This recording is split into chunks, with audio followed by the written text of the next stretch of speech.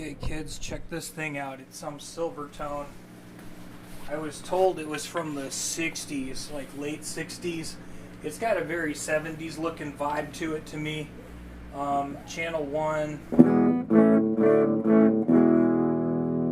Sounds kind of underwater. Let's bring the tone up a little bit. So it kind of works. But channel 2. Channel 2. Oh, I got tremolo on you. Okay, and brighten that up a little bit. He said he's used to this amp sounding cleaner, like, because he had one when he was younger. So this might be false memory, or this might be, I don't know what this is. The tremolo does work okay.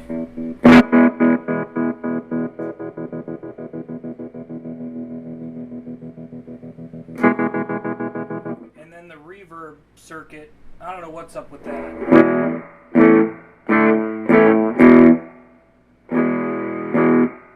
It just sounds like hot garbage to me.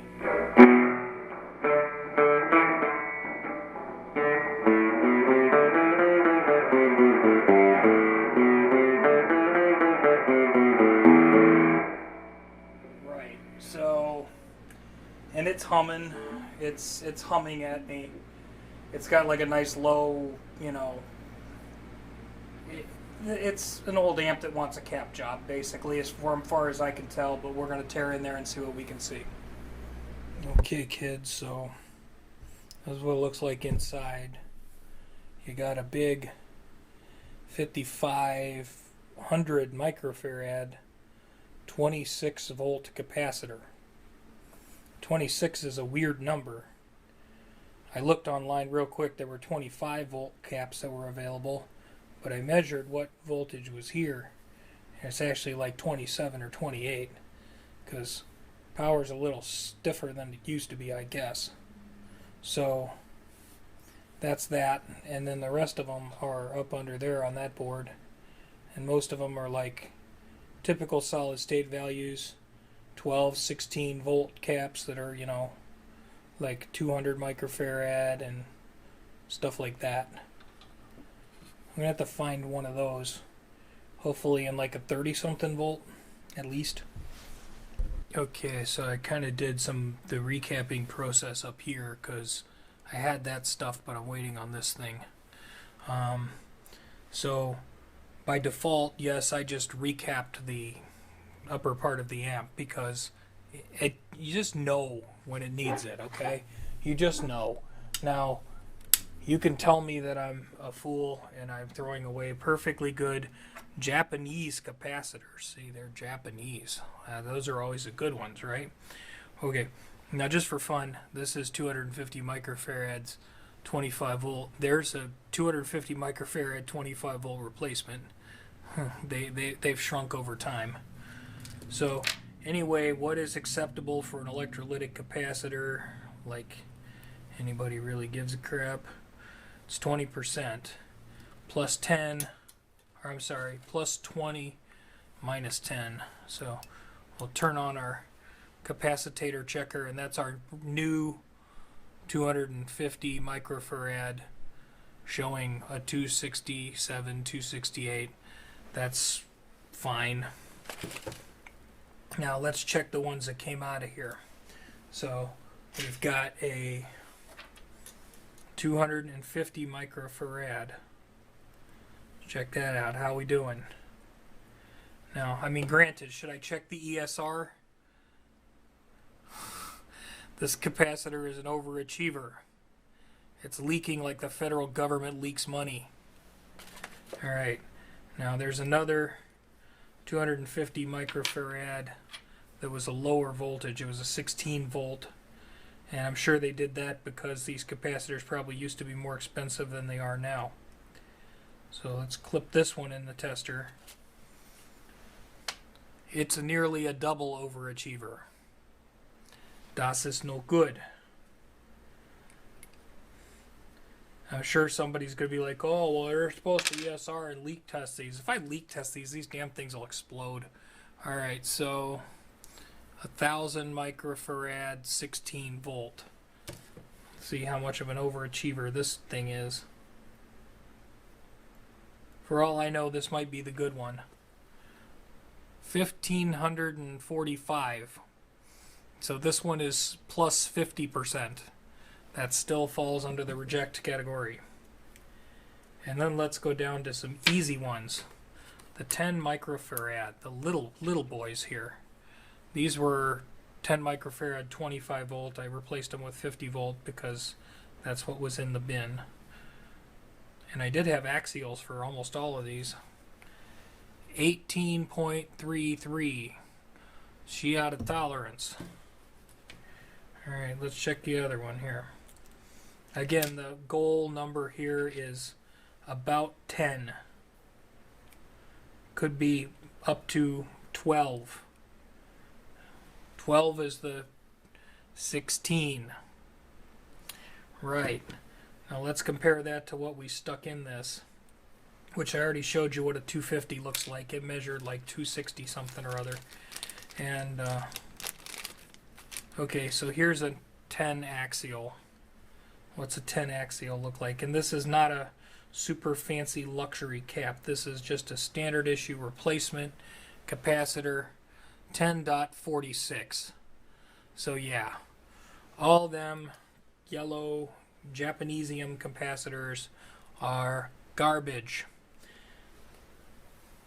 I knew that. Why did I know that? Because the amp's old and the amp was making buzzing sounds.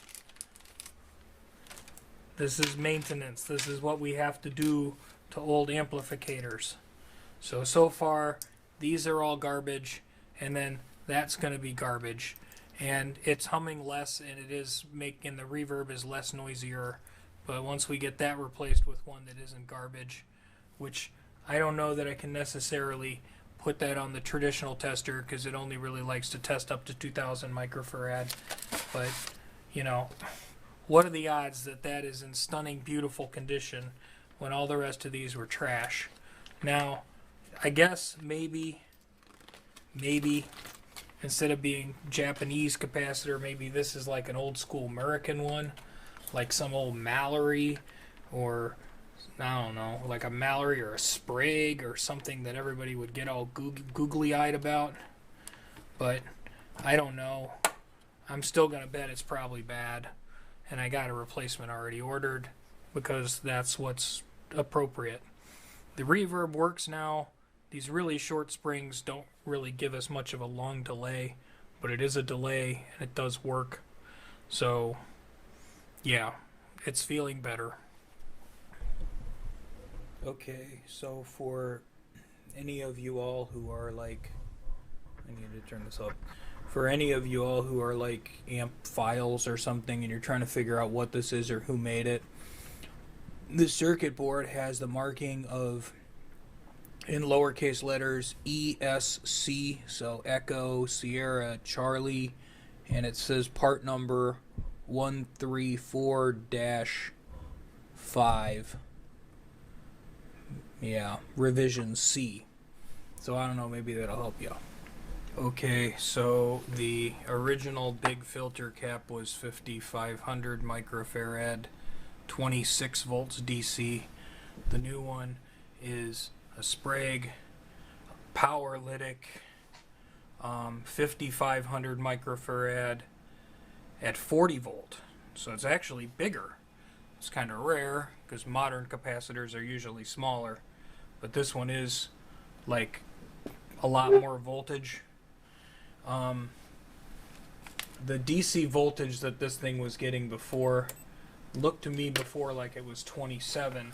Now with a fresh cap it might come up a little bit, I don't know, but we can find out. Let's see what the voltage across this cap is now. It's 26.9, 27, yeah, so about 27 volts. And the original capacitor was rated for 26 volts. So this was probably, you know, we were pushing your luck anyway. Because when this was designed or something, you know, this is probably when voltage was really more like 110 as opposed to, you know, what it is now, which is more like 125, 130. But it's working okay. The spring tank on this, it works, but it's short and it doesn't have like a super long time. And they're two different pitches. It's like a low one and a high one. So there's some sustain there. The owner was saying when he had one as a kid, he used to like to smack it so it would crash. But these are far enough away from stuff. I don't know if it's going to want to crash. But with the reverb turned down, which is kind of the noisiest, most sensitive part, but it's still not bad. With the reverb turned down and everything, the hum level is super low. And the amplification level seems pretty normal for what this is. It looks like there's a single RCA power transistor here. It says 40612. And I see a code here that says 70. The code that I see on this, it's like says 101370 or 7209. Buddy bought this. I guess he had one of these at the end of the 60s. I'm gonna guess this might be early 70s, but that's a total guess. I really don't know. It's a guess. So anyway, I think it's good and ready to be put back together, and sounding healthy to me, at least with our crummy bench speaker. The caps on the board under here, there's a lot of the tropical fish ones that some people get real excited about, but all the electrolytics have been changed, and that took care of our noise floor problem, and our other functions were trying to work. So, you know, the tremolo works and the reverb works. I mean, I don't know what else I could do to this, unless, you know, we wanted to go on a mod fest and try to put in a more Fendery sounding reverb pan or something like that. But I think our owner was just looking to have this healthy, to enjoy some nostalgia. And I'll bring you over here and we'll look at the model number here. You observe all the junk on my bench. The model sticker is there, and it says model number 257.412232200, Sears Roebuck and Company, Chicago, Illinois, 60607. So, yeah. Go find it in your Sears catalog, kids. Okay, speaker nerds. Our sticker here says 465205. So that would make this an Oxford speaker. I think that's an Alnico magnet. It might be, it might not be, but it sure looks like one.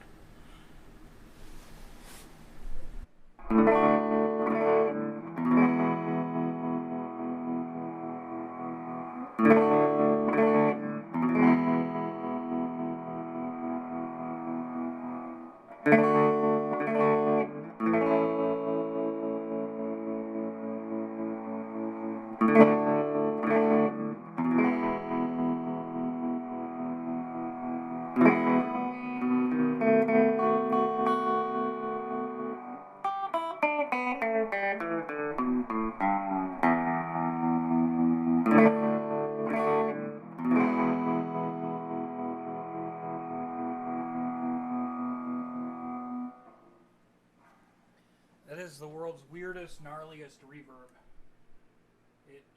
It honestly, if I just turn it off, it doesn't sound gnarly. The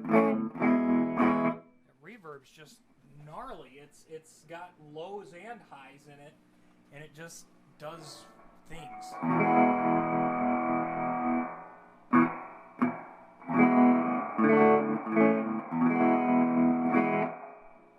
This is the way they did it, I guess. That's wild. Okay, but okay, so then channel 1.